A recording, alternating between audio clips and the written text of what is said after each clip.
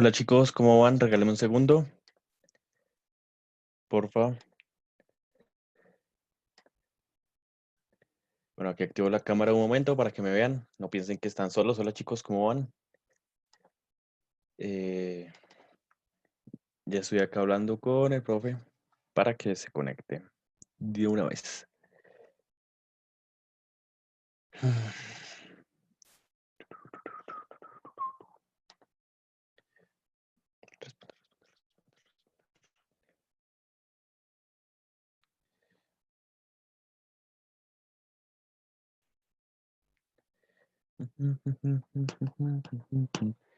Lávense las manos. Bueno, mientras me abre acá esto, vamos mirando quiénes están. Solo ha llegado Jimmy. Hola Jimmy, ¿cómo vas?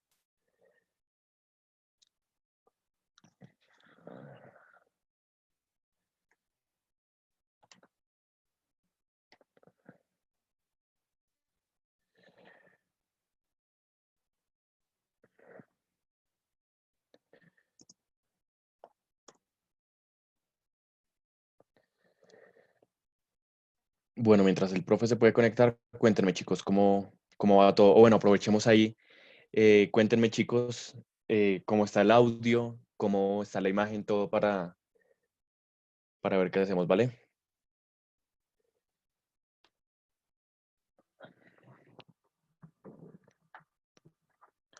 Aquí sí mis gafas.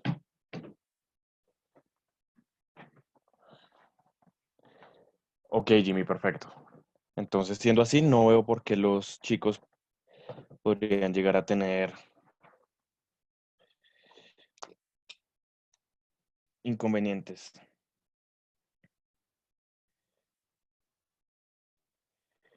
Entonces, vamos a revisar el grupo. Hola Nicolás, ¿qué más? Ok, chicos, vamos a intentar hoy nuevamente y si seguimos presentando inconvenientes con el audio, me avisan, ¿vale? Pero porfa, intentemos rápidamente. Nicolás, ¿me escuchas ahí? No, no me escucha. Parece que ya llegó el profe. Sí, Vamos hola, a ver. profe. ¿Sí me escuchas? Sí, sí, sí, señor. Ah, ok. Pensaba que no. No, sí, es que tenía muy bajito el sonido. Vale. Em, Listo, buenas tardes a todos. ¿Cómo están? Vamos a empezar con la clase de hoy que nos quedamos cortos ayer y toca pues seguir desarrollando el tema. No sé, Nicolás, ¿hay algo más por añadir o ya podemos darle? Ah, bueno, sí, qué pena, profe, ya apagó la cámara. No, no, nada más. Listo. Entonces les voy a compartir mi pantalla. Ayer estábamos viendo pues las obras literarias latinoamericanas, ¿no? Para lo que era grado noveno y vimos figuras literarias para lo que era grado octavo. Hoy vamos a ver, pues terminar un poco pues lo de las obras literarias de grado noveno y en grado octavo, mm, lo que tenemos para hoy pues ya es grandes obras literarias colombianas, específicamente Cien años de soledad y María. Y vamos a con noveno continuar la segunda parte de las grandes obras latinoamericanas 2, ¿sí? Entonces esta vez vamos a ver a Sábato y a Borges. Si nos da el tiempo, porque pues cada autor pues demanda un, un, un tiempo, bueno, tiene una obra singular y pues para acercarnos a ella tendríamos que pues, no sé, no ir tan deprisa, sino que conocer cada obra y como sus particulares y sus estilos. Ayer veíamos como Eduardo Galeano, como con las venas abiertas de América, nos daba a entender como esa historia, ¿no? Que nos han dicho que es verdad, pero que se cuestiona. Mm, Entonces hoy ya vamos a ver lo que es Julio Cortázar, que es un argentino. Y pues no sé si alguien ya conoce lo que es Julio Cortázar. Si conoce alguna de las obras de Julio Cortázar, perdón.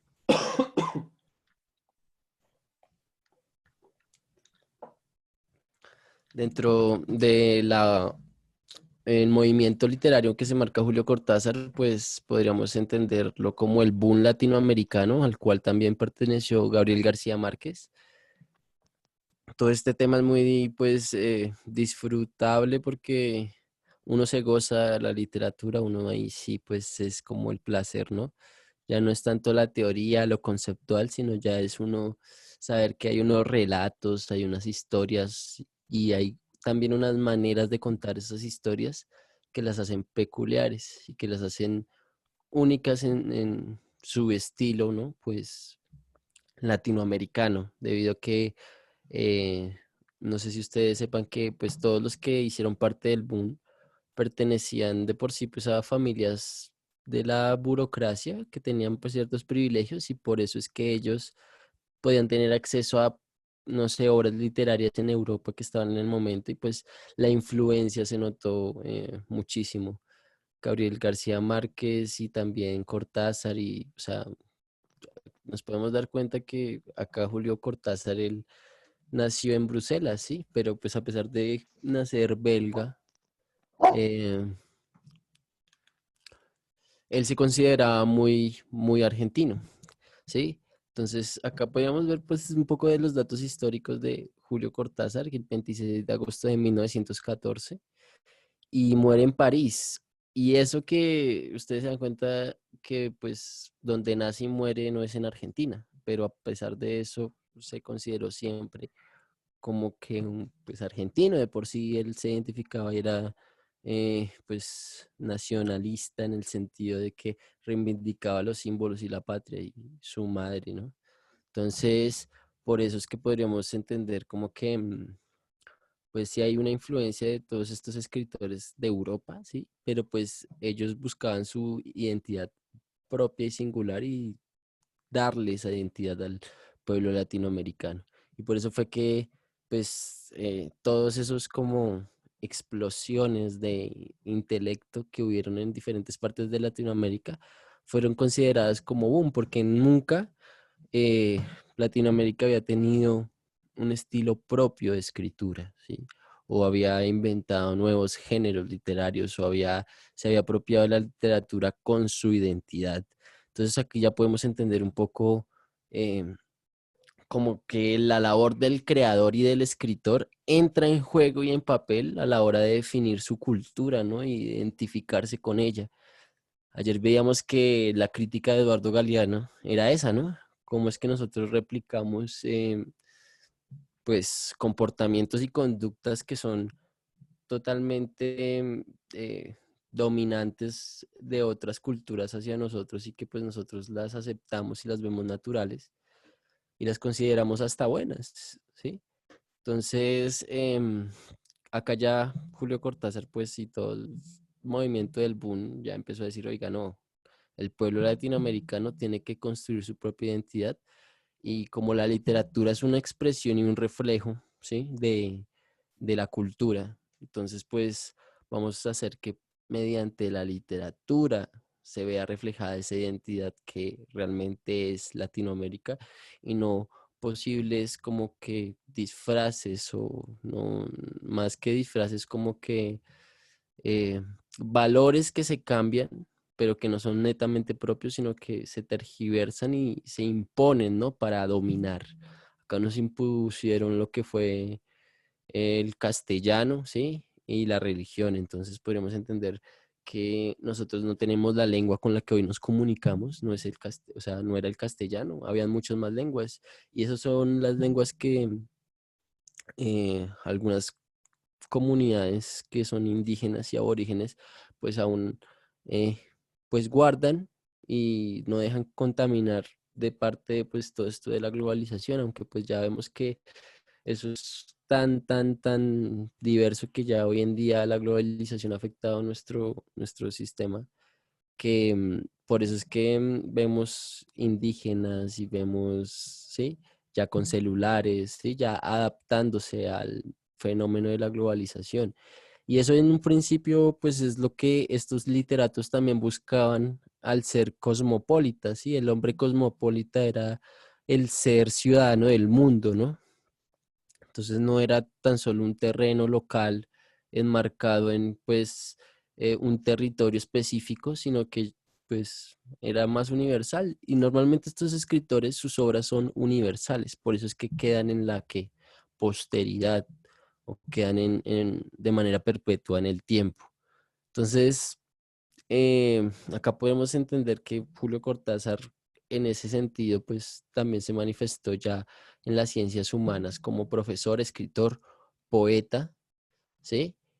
Y pues más allá de todas estas fechas específicas, yo sí invito a que conozcan cada pues una de sus obras. ¿Por qué? Porque los relatos y los cuentos de Cortázar son muy, o sea, utilizan muchas referencias. Está muy nutrido de referencias históricas y uno puede dar con un párrafo, con un capítulo de una novela o de un cuento, una lección de historia, de música, de arte, ¿sí? Entonces, como que el tipo es tan integral a la hora de escribir que realmente utiliza las referencias de una manera muy selectiva y con un detalle que es muy propio y es un estilo que no es fácil encontrar, ¿sí?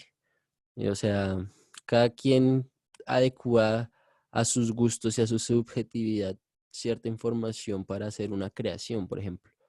El tipo lo hace de una manera de manera tan bohemia, ¿sí? Esa es la palabra, que llama mucho la atención y es bastante atractivo para el lector, ¿no? A diferencia quizá de Borges, que lo vamos a ver más adelante, que es un poco mucho más refinado, intelectual, en los círculos de, ¿sí? Como de alto, ¿no? De alto élite y de alto impacto social y también de mucho culto. Entonces, acá estas obras, por ejemplo, las más representativas son estas, pero también tienen una cantidad de poemas que ustedes pueden buscar y ahí en la red y que valen la pena. Em, la primera referencia sí es Casa Tomada, que es un cuento muy corto que los invito a que lo lean, es prácticamente de terror, ¿sí? Y, o de suspenso. Y bueno, en torno a ese cuento hay muchas interpretaciones, pero pues el cuento es sacado prácticamente de un sueño y es una pesadilla que tuvo el hombre y es como poco a poco en una casa que él habita, ¿sí? Unas fuerzas y unas sombras lo van sacando de la casa poco a poco hasta que le toca salir de la casa y tirarla ya por la alcantarilla. Y yo lo estoy sintetizando porque yo quiero que lo lean y sepan realmente qué fue lo que pasó y cuál es el trasfondo y ya cuál es a nivel particular todas las circunstancias que pasaron. Pero sí es muy bueno, muy bueno el cuento.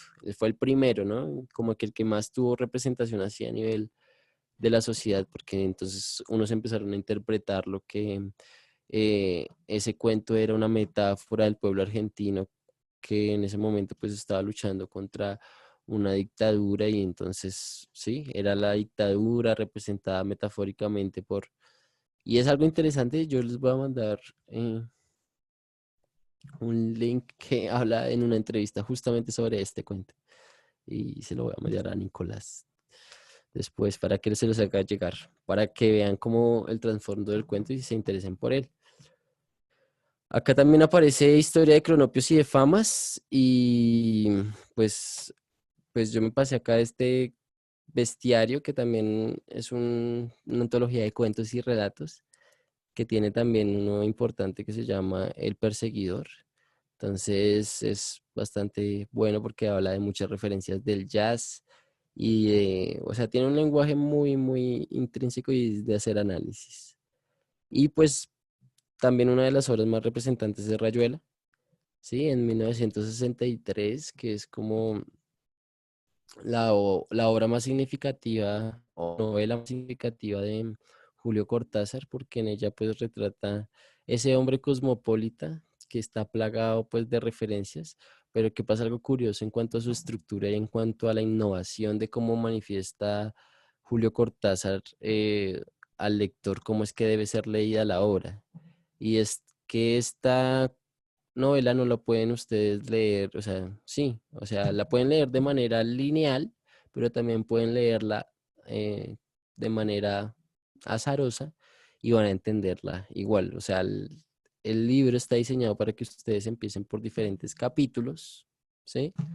Y, y como que le den vuelco, es como una especie de descodificación porque uno encuentra más sentidos en medio de esa secuencialidad que se enmarca, ¿sí? Y eso es lo que busca Julio Cortázar, por eso se llama quizás así, rayuela, ¿no? Ustedes saben qué es una rayuela es como, se me olvida la golosa, ¿no? No han jugado a la golosa, que es tirar la piedrita, los numeritos y con tiza están marcados y es saltar en un pie, recoger la piedra y devolverse. Eso es una rayuela en Argentina, ¿sí?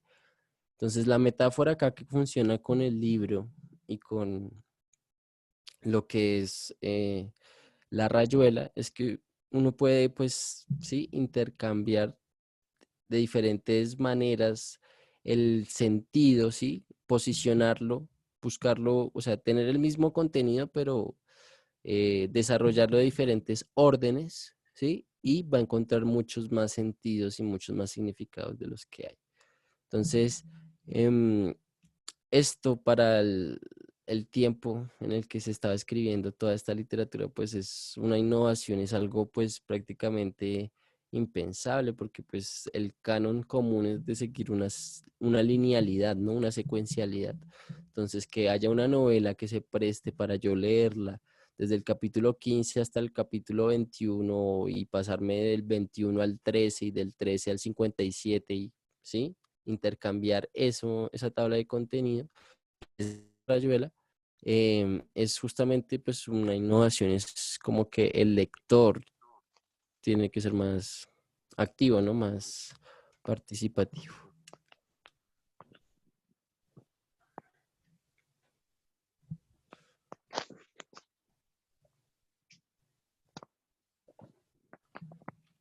Entonces, acá podemos ver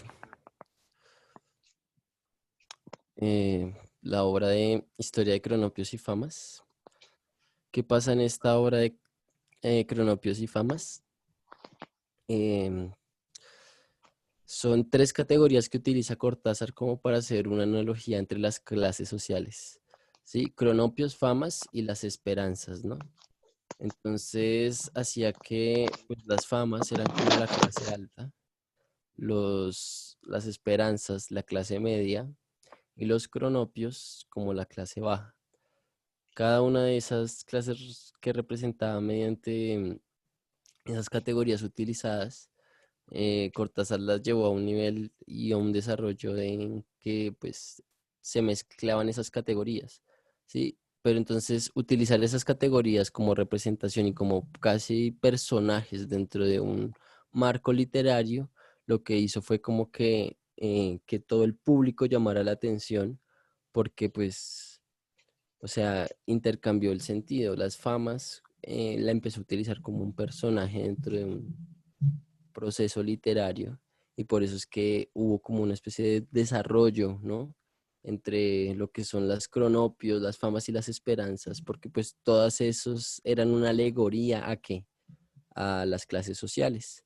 Entonces, lo que nos dice Cortázar en este, pues, texto o obra, también o sea, porque es que son varias, ¿no? Historias de cronopios y de famas. Nos muestra también unas instrucciones, ¿sí? Esas instrucciones yo creo que les había dicho a ustedes, no me acuerdo, de instrucciones para llorar, que era como una manera de que se fundían dos tipologías de texto y que pues era un poema prácticamente, pero que eh, se conjugaba el manual, ¿no? Con la poesía.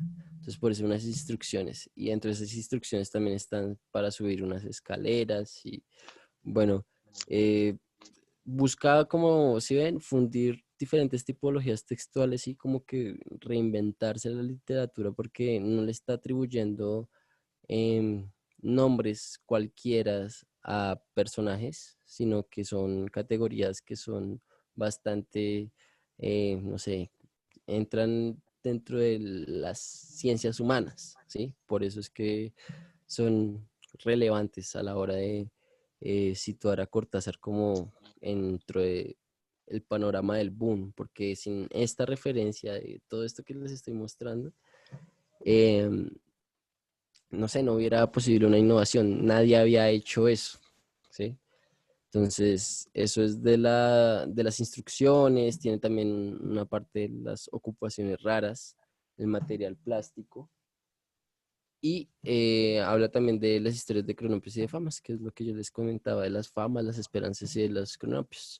Entonces, ahí cuentan en diferentes historias cómo es que estas tres eh, pues convergen entre sí y les da como una personificación, ¿sí? Porque las caracteriza muy bien esas clases sociales a partir de esas categorías utilizadas.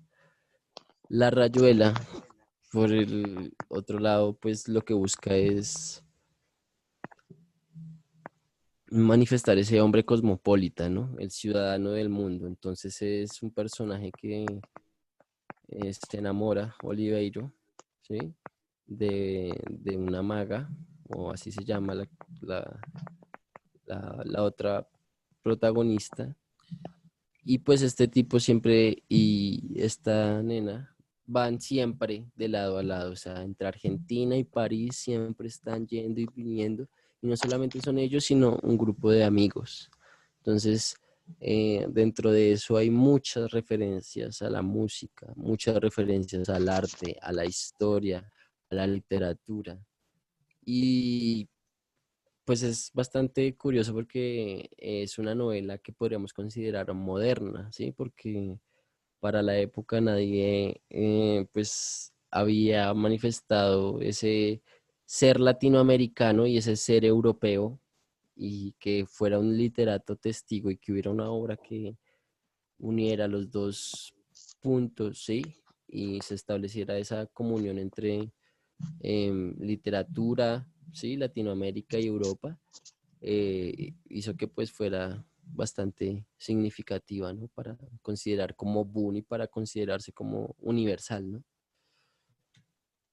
Entonces, eh, pues siempre la novela, la nena es uruguaya, el tipo es argentino y van siempre entre esos tres países, Uruguay, Argentina y París. Dentro de esa novela hay cuatro categorías que siempre como que inciden, ¿no? Y vuelven y aparecen.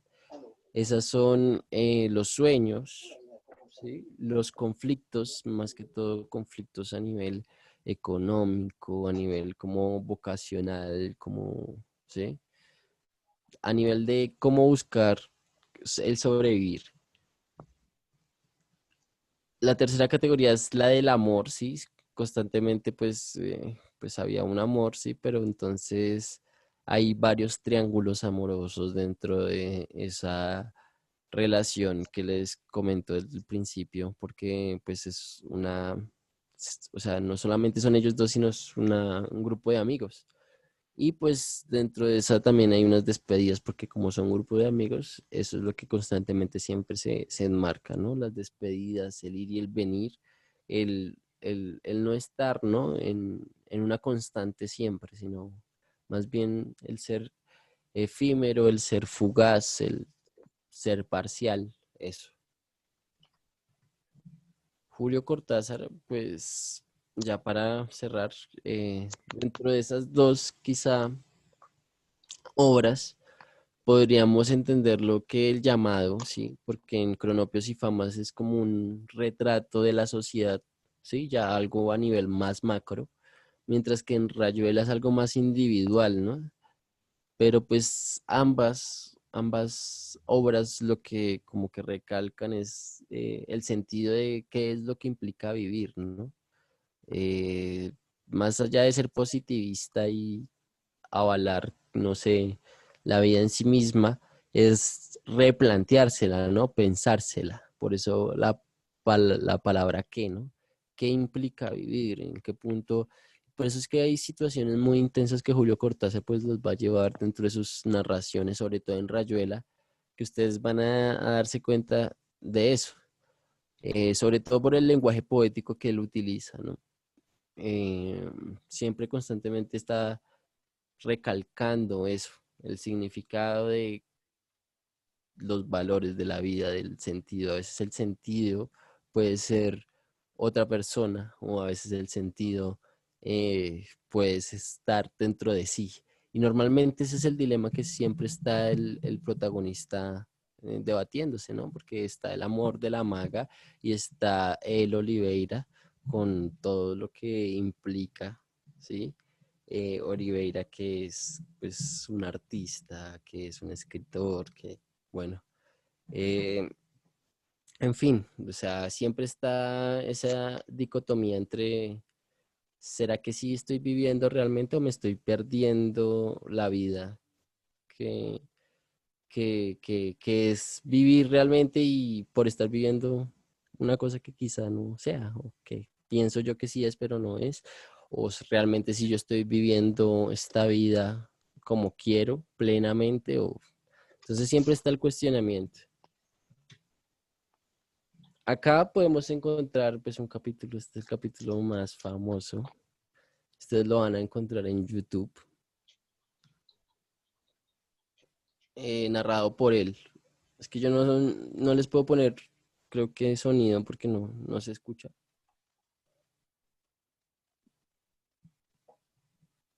Pero bueno, yo voy a leérselos.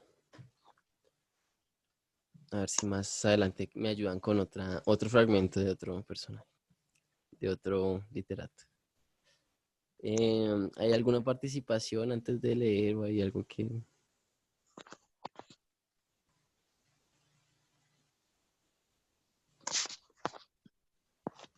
Listo. Bueno, entonces, capítulo 7, este es de Rayuela. Toco tu boca. Con un dedo toco el borde de tu boca. Voy dibujándola como si saliera de mi mano. Como si por primera vez tu boca se entreabriera. Bueno, espérame, que es que como que alguien está... No se escucha.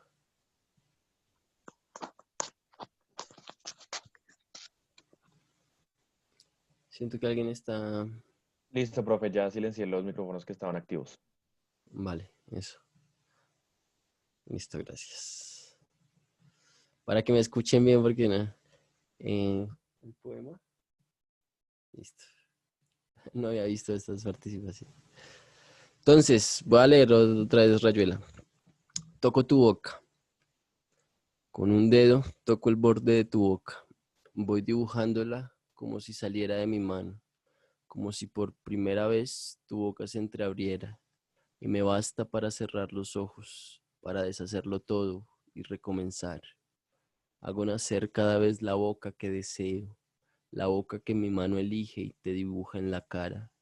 Una boca elegida entre todas, con soberana libertad, elegida por mí para dibujarla con mi mano por tu cara, que por un azar que no busco comprender, coincide exactamente con tu boca, que sonríe por debajo de la que mi mano te dibuja.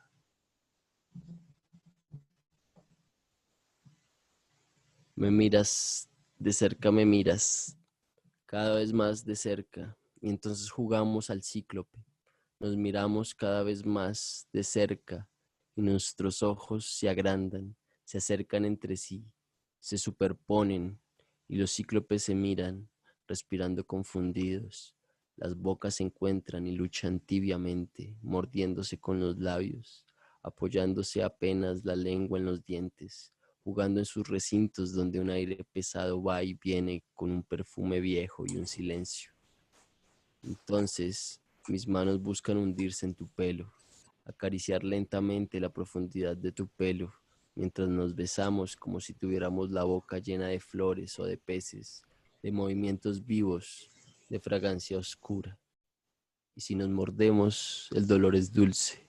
Y si nos ahogamos en un breve y terrible absorber simultáneo del aliento, esa instantánea muerte es bella. Y hay una sola saliva y un solo sabor a fruta madura y yo te siento temblar contra mí como la luna en el agua. Entonces acá podríamos ya ver cómo pues el estilo poético y el lenguaje poético de Cortázar. Este poema es uno de los más intensos, bueno, de los capítulos de Rayuela más intensos y más significativos. Y hay que ver como a profundidad, ¿no? Su relación. Si lo pueden ver por YouTube, mejor de la voz propia de él, Profe. sería lo ideal. Dime. Jimmy nos dice, profe, al escribir una novela se debe llevar alguna reglamentación gramatical o alguna norma que seguir, o simplemente el escritor expone su sentir en letras. Buena pregunta, Jimmy. Buenísima pregunta.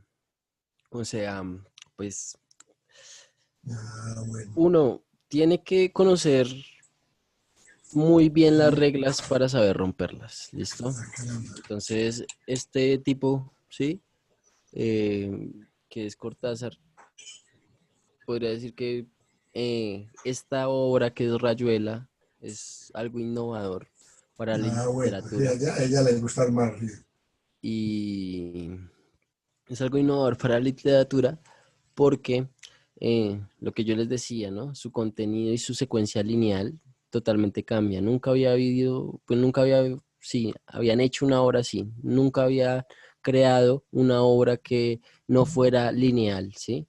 No sé si ustedes han visto, eh, pues puede que algunos la hayan visto, otros no, pero es lo que se me ocurre en estos momentos. Black Mirror, la película de Chat, creo que se llama. Em, Creo que es algo más interactivo y que el que está viendo esa película de Black Mirror tiene que elegir las opciones de los personajes, ¿sí? No sé si la han visto, pero acá pasa algo similar, o sea, acá se vuelve el texto mucho más interactivo porque es el lector el que empieza a jugar con el orden, ¿no? Entonces, Pedro no la conoce, ¿no? Entonces yo se los voy a, ya que tenemos tiempo y que estamos en cuarentena, perdón, búsquenla así, se las voy a mostrar. Black Mirror, película. Esa está por Netflix, ¿no? Sí, pues, yo sé que el Netflix ahí hoy en día ha servido muchísimo. Bandersnatch se llama. Véanla. Es esta película, ¿listo? ¿Qué pasa? Que ustedes lo que hacen es siempre elegir las opciones de los personajes que están acá en esta película. Si uno, o sea, uno se para, se tiene que mover el mouse y elegir la opción que le aparece en un tiempo determinado para saber cuál es la trama. Si uno escoge diferentes opciones, la película va a terminar con diferentes opciones. ¿Sí me hago entender? Entonces, esto salió hace poquito, miren, esto fue, sí, 2018, miren, hace 2 años. Cortázar lo hizo con los textos, o sea, con Rayuela, ¿hace cuánto? Si nos ponemos a ver acá la fecha específica, 1963, él ya estaba pensando en un lector más interactivo, ¿sí? Así como hicieron esta película, que fue más para los espectadores, más interactiva, porque no fue el espectador que le dibujaran en la mirada todo lo que iba a pasar y ya, sino que él tenía que elegir, ¿sí? Lo mismo hizo Cortázar acá. Entonces dijo, no, pues el contenido pues va a ser el mismo, pero que el lector elija el orden en que va a pues descubrir lo que pasó en Rayuela, ¿sí? Entonces es una novela diseñada para eso y que rompió con los cánones en ese momento, entonces si se dan cuenta, el man lo hizo muy bien, ¿sí? Profe, Y dime, Samuel nos dice que eso suena como para ver muchas veces la película, para ver todas las posibilidades. exacto, sí, muy bien, sí, eso es, esta película es muy buena. ¿No, no la has visto, Nicolás? No, sí. No la recuerdo, profe, creo que no. Sí, esa salió pues hace 2 años, pero es muy interesante. Está buena y prácticamente, o sea, a nivel de película pasa lo mismo que con los textos acá. Recuerda que yo siempre les he hecho la relación de textos, películas, lo mismo. O sea, si se dan cuenta, estas palabras son imágenes, ¿sí? Y son signos que nosotros les atribuimos sentido. Pero si nosotros nos vamos a China y vemos los signos que utilizan el mandarín, son manchas y los vemos como imágenes o manchas o, sí, jeroglíficos, pero que únicamente ellos pueden entender porque, sí, tienen la formación, han crecido con ella culturalmente, saben. Lo mismo pasa, o sea, para que entendamos más los textos y no los veamos como algo pesado y denso, lo mismo pasa con los textos son imágenes, toca asimilar las palabras como eso, como imágenes. Y a veces son imágenes muy abstractas que no pueden ser representadas materialmente, pero que cumplen con un sentido y una funcionalidad y el humano, o sea, ¿quién no, o sea, sino el humano que tiene la facultad del lenguaje para poder comprender, interpretar y producir todos estos signos y sentidos y significados? Entonces, em, para contestar a la pregunta de Jimmy, sí, no hay, yo digo que no hay una regla para escribir, pero obviamente hay toda una formación del lector, ¿no? Y hay que aprender a ver esa formación para saber cómo es que yo la hackeo o yo empiezo como que a innovar, a romper la regla, ¿no? Y no ha sido el único literato, o sea, todos los que vamos a ver a continuación han tenido una particularidad y han sido como pues innovadores en ciertos sentidos porque, o sea, no se quedan con lo tradicional, no se quedan con las representaciones actuales, sino que ellos también producen las que tienen y las que han habido en la historia, se apropian de ellas para ellos crear sus propias formas y contenidos e innovar el lenguaje. Recuerden que el lenguaje no es estático, es dinámico y es un cuerpo vivo, o sea, sí, se está transformando constantemente. Entonces, por eso es la labor del poeta o del escritor en este caso, siempre ir en contra de qué, de, de pues esas formas quizá tradicionales, ¿no? Es algo también vanguardista. Y, y pues yo digo que no hay una forma tradicional, pero sí uno tiene que conocerlas para saber romper las reglas y saber qué uno está haciendo. Uno no puede, o sea, crear cosas así a la loca y decirles y atribuirles concepciones del arte sin antes tener pues un conocimiento previo sobre ello. Entonces, por eso es que digo, no hay un canon como tal, Jimmy, para escribir una obra, ¿sí? Pero sí, si uno conoce mejor las reglas, puede romperlas, ¿sí? Y puede saber jugar con ellas, ¿sí? Y innovarlas. Entonces, estos escritores lo que hicieron fue prácticamente eso, ¿no?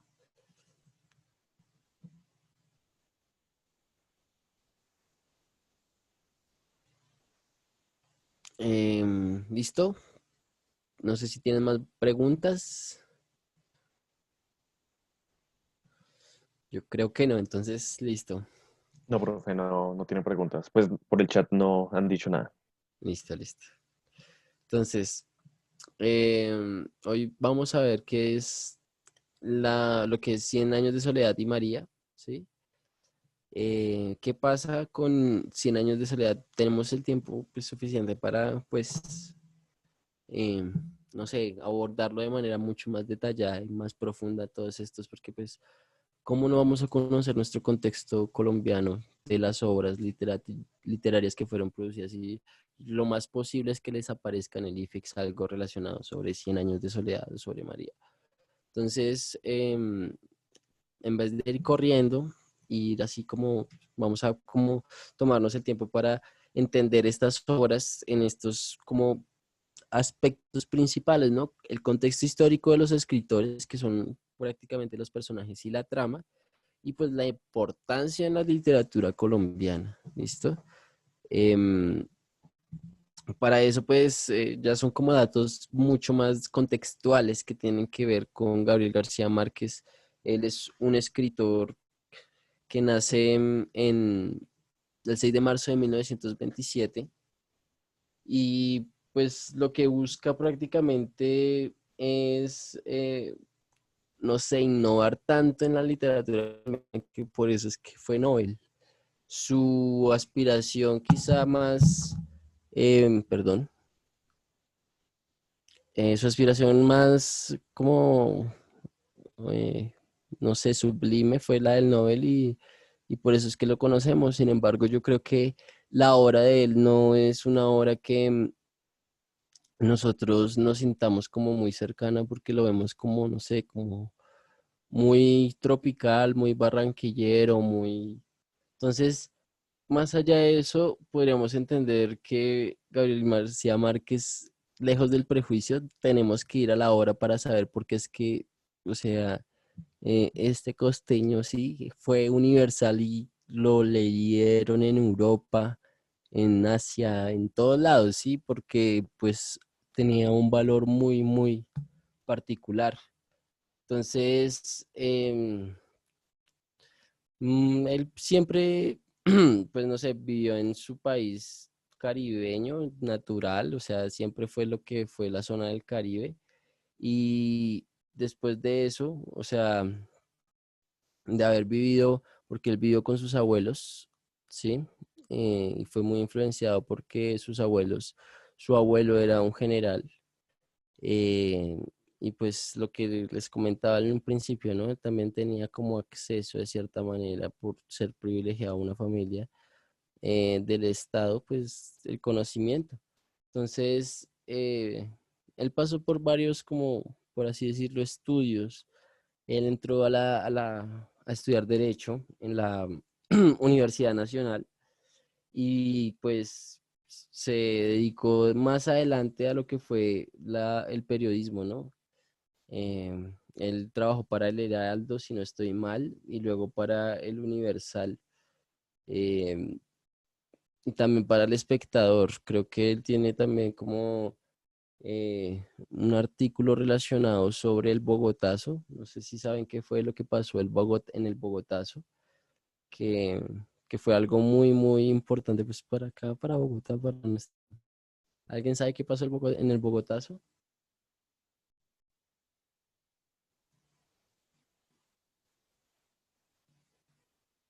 Voy a mirar. Sí, mataron a un poco de gente, sí, pero ¿por qué la mataron? ¿Qué pasó, Pedro? ¿Qué pasó en el Bogotazo el 9 de abril? Que él fue un periodista que prácticamente, pues, no solamente retrató esa como matazón que hubo acá en Bogotá y que todo el mundo conoce, sino también retrató periodísticamente lo que fue la masacre de las bananeras. Sí, entonces, em, si se dan cuenta, pues a él no le dieron el Nobel de periodismo, le dieron el Nobel de literatura por su creación artística. Y sí, fue la muerte, como dice Mauricio, de Gaitán, ¿sí? Eso fue bastante, bastante, pues, sangriento, ¿no? Para todas las personas, porque mi abuelita me cuenta a mí cómo fue. Ella me dice que había muchos cuerpos en las calles, que habían como ríos de sangre y todo. Jimmy, mataron a Jorge Eliezer Gaitán, un gran hombre, Pedro también dice. Em, que era un candidato a la presidencia el 9 de abril del 42, sí, fue para exigir la renuncia del presidente conservador Mariano Espina Pérez, sí. Entonces, si se dan cuenta, sí, muy bien, esas son todas referencias a lo que pasó el 9 de abril y al Bogotazo. Gabriel García Márquez tiene una columna en El Espectador que habla muy bien de eso, de todo lo que pasó. Y pues, pues desde ahí podemos ver la clase política que tiene este país, ¿no? De las injusticias. Desde el 48 vemos cómo está pues una clase política en el poder que sigue privilegiada y que pues a pesar de eso, ¿no? Porque no es que Gabriel García Márquez sea parte de esa clase política, sino que todo, o sea, para que él no haya sido buen periodista y se haya desistido del periodismo, ¿sí? Porque, o sea, hoy en día reconocen a Gabriel García Márquez y lo pintan en las calles y mariposas y homenajes, y, ¿sí? Pero ustedes sabían que él fue exiliado de Colombia por un tiempo. Entonces, después de muerto es que ya nosotros sentimos quizá orgullo patriótico y nacional y el Estado sí, y el nacionalismo recalca, pero que un personaje tan, sí, que internacionalmente lo reconozcan y nosotros nos sintamos identificados por eso. Y hoy en día, pues, no sé, nadie sepa, no sé qué pasa en Cien años de soledad o no sepan por lo menos un cuento de Gabriel García Márquez, no hayan leído nunca a Gabriel García Márquez, eh, pues es algo pues que es para pensar, ¿no? Para reflexionar en cuanto a, oiga, el arte y los símbolos y los personajes humanos pueden ser utilizados para reforzar la idea nacionalista y realmente sin tener un conocimiento de lo que implica Gabriel García Márquez en su individualidad, ¿no? O sea, no conocemos realmente su obra, ni cómo era él realmente, ni qué era lo que pensaba del país, ¿no? Pero aún así nos sentimos orgullosos de haber tenido un Nobel, porque es el único que hemos tenido. Entonces, eso también es para, pues, quizá reflexionar en cuanto al personaje, ¿no? Porque voy a ver el chat.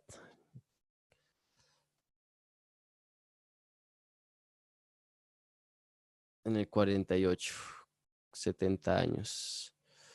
Ah, listo, estaban ahí. Muy bien, muy bien. En el 48, no en el 42. Bien, bien, tener las fechas bien ahí enmarcadas, tener las claves. Listo, entonces, ¿qué pasa? ¿Qué pasa con Gabriel García, que es Cien años de soledad? Pues lo que describe esta novela es que, no sé, hay una aldea, ¿no? Que es Macondo, una aldea gigantesca. Y pues los protagonistas es José Arcadio Buendía y Úrsula Iguarán, ¿no? Ellos tienen unos hijos que son José Arcadio, Aureliano y Amaranta. Van a pasar muchas situaciones con esta familia, pero la principal es que esta es una familia creada por primos, ¿sí? Entonces, al ser creada por primos, obviamente, pues eso se llama y se denomina, hay un incesto, ¿no? Las castas. Normalmente eso se llevaba a cabo desde hace mucho tiempo.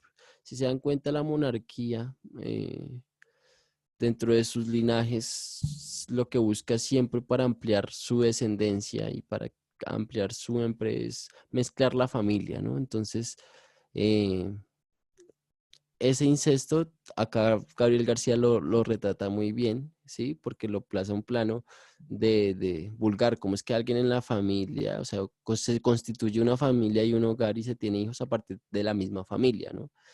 Eso es algo pues que va a tener incidencia en toda la obra, ¿no? Porque pues toda esta familia está siempre preguntando, preocupada por el qué dirán, ¿no?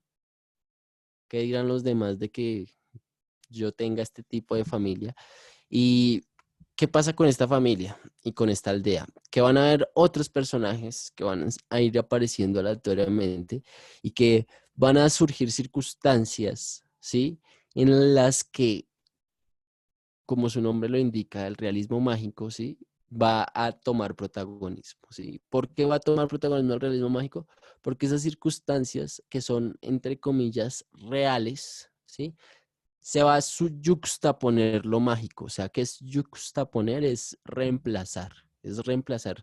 Va a haber momentos en que eh, las situaciones cotidianas de la vida, ¿sí? De la vida humana que retrata toda esa familia y todos estos personajes, se van a fundir con la fantasía y van a haber como momentos en específico de la novela, ¿sí? Que esa fantasía va a tener pues una incidencia estrecha con la realidad. Entonces, acá por eso se llama realismo mágico. Y ese sentido, o sea, según los teóricos y los críticos, porque pues se considera a Gabriel García Márquez el padre del realismo mágico, y es como en sí un solo género en sí mismo, o sea, uno no habla de otros autores y otros escritores. em, Sí, o sea, como realistas mágicos, a pesar de que pueden utilizar el género del realismo mágico, sí, no es el único, pero el que siempre se identifica con el género por excelencia es Gabriel García Márquez, porque pareciera como si él lo hubiera creado. Sin embargo, los teóricos y críticos dicen que en Europa ya habían manifestaciones pues de esas representaciones realistas y mágicas combinadas, yuxtapuestas. Entonces, podríamos entender que, bueno, más allá de lo técnico, de lo que implica el realismo mágico, todas las situaciones que van a ir apareciendo en los capítulos, pues hasta los hijos, ¿sí? Van a tomar un protagonismo muy particular. Entonces, es totalmente el reflejo de la sociedad colombiana, Macondo, ¿no? Porque al igual que Colombia, Macondo atraviesa por pues, una serie de guerras, esta aldea, ¿sí? Atraviesa casi como 20 años, ¿no? De guerras en, en la aldea, ¿no? Entonces, por eso es que como que siempre se trata de hacer un paralelismo de esta obra, ¿sí?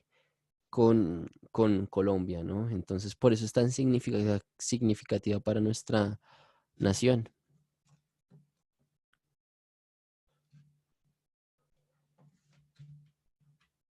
Vamos a pasar a María.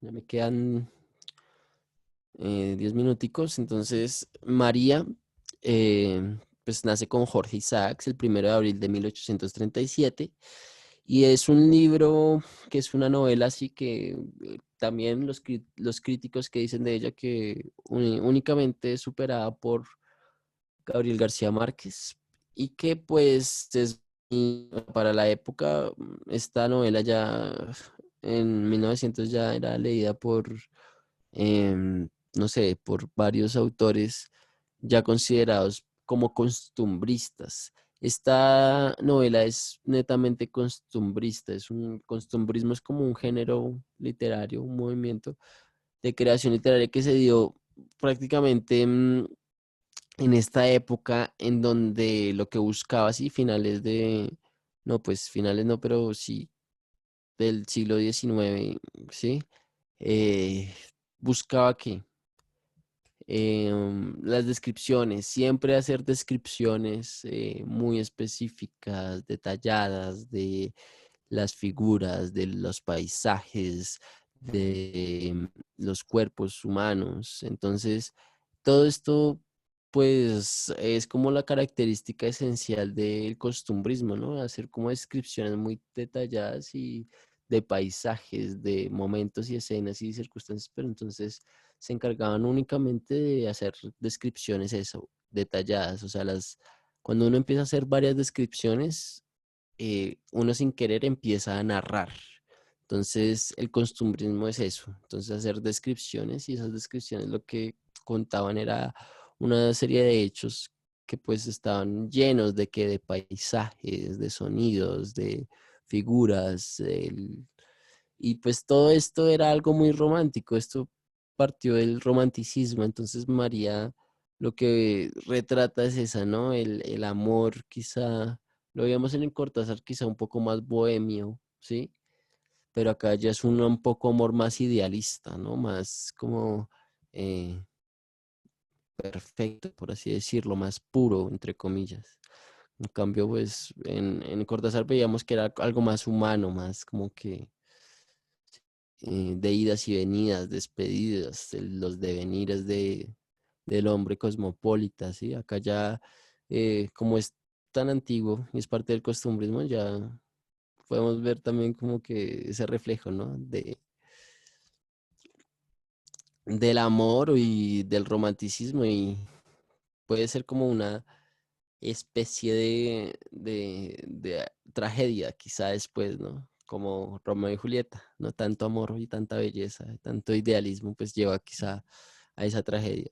Acá podemos encontrar como una relevancia y ya pasamos a leer los fragmentos rápidamente. La originalidad de esta obra se hace evidente en la trascendencia que ha tenido para la literatura universal. Como les decía, la novela es considerada referente del llamado boom latinoamericano y del realismo mágico, y diversos escritores que han sido fieles a este mismo estilo, como Isabel Allende. Después de 100 años de soledad, se suscita una escuela macondiana que tuvo una repercusión en países tan lejanos como la India. O sea, como ustedes pueden dar cuenta, esto se amplificó por todo el mundo y ya hubieran escuelas de literatura de Gabriel García Márquez. O sea, que estudiaran su obra y que por eso es que dicen, se suscita una escuela macondiana. O sea, como si se dan cuenta, Macondo es como esa aldea imaginaria, pero que es universal, ¿sí? Y que representa muy bien no solamente a Colombia, sino a cualquier otro país, ¿sí? Porque yo creo que también habrá un grado de identificación de esos países y esas culturas que consumen y leen la literatura de Gabriel García Márquez. Y es algo también para pensar, ¿no? Nadie es profeta en su propia tierra. Entonces, a Gabriel García Márquez lo valoraron más en el exterior y por eso es la importancia que tiene hoy en día para la historia de la literatura, más que acá en Colombia. Entonces, pues después de muerto fue que tristemente eh, pues se reavivó la llama y el interés por la obra y la importancia, ¿no? Ya María, que pues es una novela que se destaca por el sentimiento del paisaje, como yo les decía, puras descripciones del paisaje, la mujer, ¿no? Así como la calidad artística de su prosa, puede considerarse precursora de la novela criollista de las décadas 1930 y 1900. Bueno, ahí se repite la fecha, pero yo creo que es 1930 y 1940. Acá están los fragmentos. Entonces el de María dice, el revuelo de un ave que al pasar sobre nuestras cabezas dio un graznido siniestro y conocido para mí, interrumpió nuestra despedida. La vi volar hacia la cruz de hierro y posada ya en uno de sus brazos, aleteó repitiendo su espantoso canto. Una tarde como las de mi país, engalanada con nubes de color violeta y campos de oro pálido, bella como María, bella y transitoria como fue esta para mí, mi hermana y yo, sentados sobre la ancha piedra de la pendiente desde donde veíamos a la derecha, en la honda vega, rodar las corrientes bulliciosas del río, teniendo a nuestros pies el valle majestuoso y callado, leía yo el episodio de Atala. ¿Eh? Si se dan cuenta, toda esta cosa para describir que estaba leyendo en dónde, ¿sí? Describió todo el paisaje, todo el escenario, ¿sí? Y acá podemos encontrar ya un fragmentico de Cien años de soledad, que es que este es más largo y pues vale la pena leerlo.